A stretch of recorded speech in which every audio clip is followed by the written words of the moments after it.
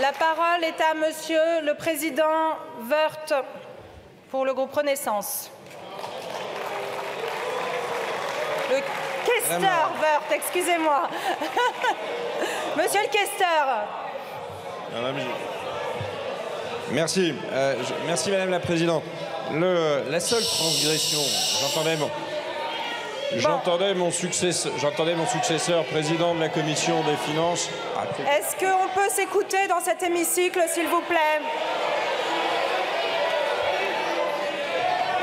Monsieur le questeur. Voilà. La seule transgression. Bon. C'est quoi l'article? L'article 89, 70. 70, allez. Il est bien mieux. Nous connaissons aujourd'hui mieux les articles de la Constitution que ceux de nos propres règlements. Alors, excusez-moi, monsieur le questeur, est-ce qu'on peut reprendre... Vous parlez, on vous écoute, souffrez de l'écouter lorsqu'il parle.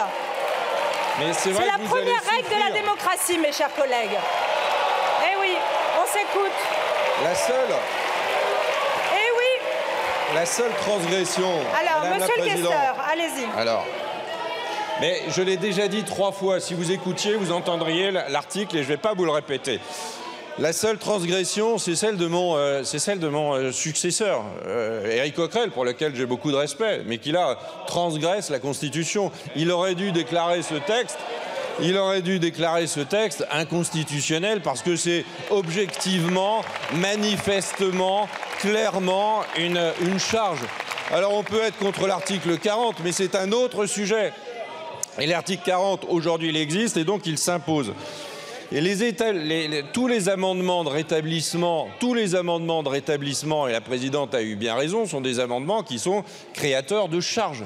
Et tous les amendements qui sont dits des amendements d'objectifs ou objectifs, Monsieur le Président de la Commission des Finances, ils sont rédigés de manière si précise qu'en réalité, ce sont des charges sous-jacentes. C'est un détournement de la procédure constitutionnelle. Et d'ailleurs, pour la plupart, vous avez gagé ces amendements. Vous les avez gagés. Donc on voit très bien que la situation telle qu'elle est a été parfaitement prise en compte par la présidence de l'Assemblée nationale. On ne peut pas se moquer de l'Assemblée nationale comme vous le faites. C'est une question de dignité de nos débats. Comment peut-on laisser l'Assemblée nationale bafouer la Constitution? Et je voudrais vous dire que le chahut constitutionnel, vous êtes des grands professionnels du chahut. Le chahut constitutionnel voulu par Lyotte, mais qui dit rien, et par LFI, c'est ça la véritable atteinte à la démocratie. Je vous remercie, monsieur le questeur. La parole est à